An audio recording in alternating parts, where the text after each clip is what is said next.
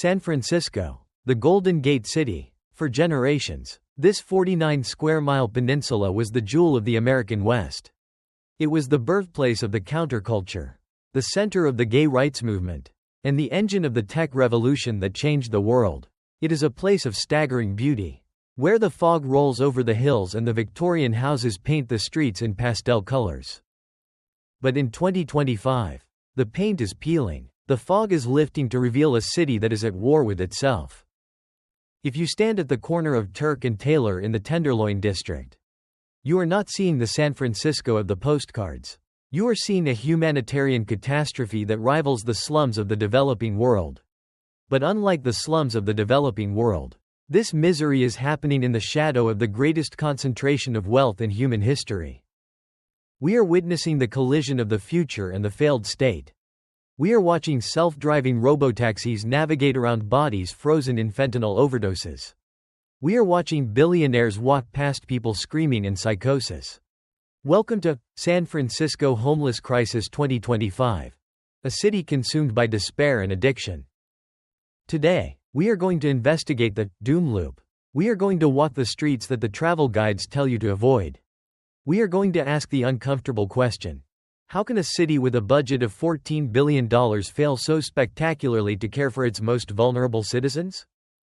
To understand the San Francisco crisis, you have to understand the geography of containment. This is a small city. You cannot hide the poverty here. It spills out everywhere, but the epicenter is the Tenderloin. For decades, the Tenderloin has been a gritty neighborhood, but in 2025, it has transformed into an open-air asylum. The sidewalks are no longer for walking, they are for living, selling, and dying. Walking down Eddy Street is an assault on the senses. The smell of urine and burnt foil is omnipresent. The sound is a cacophony of boomboxes, arguments, and the sirens of first responders who are perpetually overwhelmed. The visual landscape is a sea of tents, stolen bicycles, and human suffering. But what defines the San Francisco crisis in 2025 is the sheer visibility of the drug trade. It is not hidden in alleys. It is transactional, corporate, and blatant. The drug markets here are run with the efficiency of the tech startups just a few blocks away. Fentanyl is the primary commodity, often colored like candy, rainbow fentanyl, to market to a younger demographic. But recently, the market has shifted to methamphetamine to combat the sedative effects of the opioids. This creates a terrifying dynamic on the street. You have the fentanyl folders, people bent at the waist, unconscious, mixed with the meth screamers, people in states of aggressive, violent psychosis. It is a volatile cocktail that makes the streets feel unsafe for everyone, including the users themselves. We spoke to residents who have lived in the Tenderloin for 30 years. They tell us that the social contract has been broken. The police, handcuffed by policy and politics, often stand by and watch the dealing happen. They arrest a dealer at 10 a.m., and he is back on the corner by 2 p.m. It is a revolving door of futility. But the crisis has broken containment. It has spilled into downtown, creating what economists call the doom loop. San Francisco's downtown, once the bustling heart of the tech economy, is hollowed out. The remote work revolution emptied the office towers, but the homeless crisis kept the workers from coming back. Major retailers, Nordstrom, Whole Foods, Walgreens, have fled the city, citing rampant theft and safety concerns regarding their staff. Union Square, the premier shopping district, is now a fortress. The stores that remain have armed guards and boarded-up windows. When the commerce leaves, the tax base leaves. When the tax base leaves, the budget for social services shrinks, and the cycle spirals downward. In 2025, Market Street, the main artery of the city, is a ghost town of "for lease" signs and wandering souls. It is a monument to a city that prioritized ideology over reality. And that brings us to the policy paradox. San Francisco is famous for its compassionate approach. For years, the city championed harm reduction.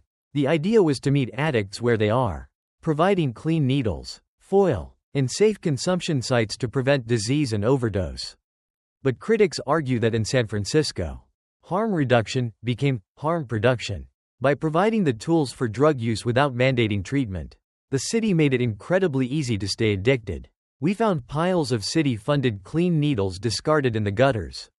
Washing into the bay, we found that the safe sites often became magnets for dealers, creating concentrated zones of chaos. The debate here is fierce. One side argues that forcing people into treatment is a violation of civil rights. The other side argues that leaving a mentally ill person to slowly commit suicide on a sidewalk is the ultimate violation of human rights. San Francisco is paralyzed by this debate. While the politicians argue in City Hall, the bodies pile up in the morgue. But we must talk about the wealth. You cannot tell the story of San Francisco without talking about the money. This city has the highest density of billionaires in the world. You have young tech workers making $300,000 a year living in high-rise apartments that overlook the encampments. The inequality is Dickensian. We see the tech shuttles, the private buses that take workers to Silicon Valley, gliding past lines of people waiting for a soup kitchen. We see delivery robots bringing $20 salads to condos, rolling past people eating out of garbage cans. This proximity breeds a unique kind of resentment. The working class of San Francisco, the teachers, the artists, the cooks, has been completely priced out. If you lose your apartment in San Francisco, you don't move to a cheaper neighborhood. There are no cheaper neighborhoods. You move to the street. The homeless in San Francisco are not just addicts. They are the elderly whose rent control ran out. They are the students living in their cars. They are the casualties of a housing market that has been weaponized by NIMBYISM. Not in my backyard. Residents fight every new shelter, every new affordable housing complex, claiming it will ruin the character of the neighborhood. Meanwhile, the character of the neighborhood is being defined by human feces on the sidewalk. In 2025, the patience of the city has snapped. We are seeing a shift. The residents, famously liberal, are recalling politicians. They are demanding arrests. They are demanding sweeps. The compassion fatigue has set in.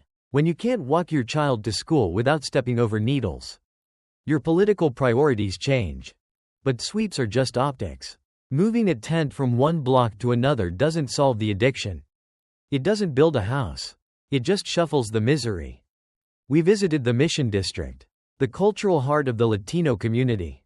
Here, the crisis is morphing into a public safety emergency. The fires. In 2025, encampment fires are a nightly occurrence. Propane tanks explode. Tents go up in flames, threatening the historic wooden houses that line the streets. The fire department is running ragged, fighting a war on two fronts: overdoses and infernos. So, is San Francisco dying? That is the question everyone asks. The national media loves to write the obituary of this city. They call it a failed state. But San Francisco has died before. It died in the earthquake of 1906. It died in the AIDS crisis of the 80s. It died in the dot-com bust. It always comes back. However, this time feels different. The rot is deep. It is structural. The solution requires more than just money. San Francisco spends more per homeless person than almost any city on earth. The solution requires a fundamental change in philosophy. It requires admitting that allowing open-air drug markets is not compassion. It requires building mental health hospitals, not just wellness centers. It requires breaking the stranglehold of the real estate lobby. As the sun sets behind the Golden Gate Bridge, the city lights up. It is still breathtakingly beautiful from a distance. The Transamerica Pyramid glows. The base shimmers. But down here, on the pavement of the Tenderloin, it is dark. The only light comes from the flicker of lighters and the flashing red of the ambulance. This is a tale of two cities. One is designing the future of artificial intelligence. The other is struggling to survive the night. San Francisco is a warning to the world. It shows us that innovation without humanity is hollow. It shows us that you can have all the wealth in the universe, but if you lose your soul, you have nothing. We need to look at this uncomfortable truth. We need to stop romanticizing the decline and start demanding the restoration of dignity, for the housed and the unhoused alike. Thank you for watching this investigation into the crisis by the Bay. If you believe that we need to save our great cities from this collapse, please like this video. It helps us break through the noise. And please, subscribe to America's Uncomfortable Truth. We will continue to take you to the front lines of the American crisis. Leave a comment below. Do you think San Francisco can be saved? Or is it too late? Stay safe, look out for your community, and never stop demanding the truth.